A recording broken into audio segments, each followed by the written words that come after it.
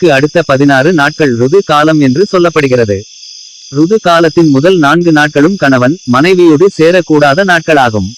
तासाम् आद्याश्चतस्रस्तु निन्दितः एकादशी च या त्रयोदशी च शेषास्तु प्रशस्ता दशरात्रयः.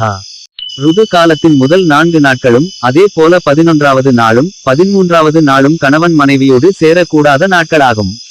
இந்த 6 நாட்கள் தவிர்த்து மற்ற 10 நாட்களில் மனைவியோடு சேரலாம். युग्मासु पुत्रा जायन्ते स्त्रियो अयुग्मासु रात्रिषु तस्माद् युग्मासु पुत्रार्थी संविषेदार्तवे स्त्रेयम्. அனுமதிக்கப்பட்ட 10 நாட்களில் 6வது அல்லது 8வது நாளில் மனைவியோடு சேர்ந்தால் மகன் பிறப்பான். மீதி உள்ள 8 நாட்களில் சேர்ந்தால் மகள் பிறப்பாள்.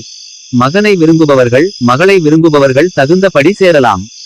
पुमान् पुंसो अधिके शुक्रे स्त्री भवति अधिके स्त्रियाः समे अपुमान् पुंस्त्रेयो वा क्षीणे अल्पे च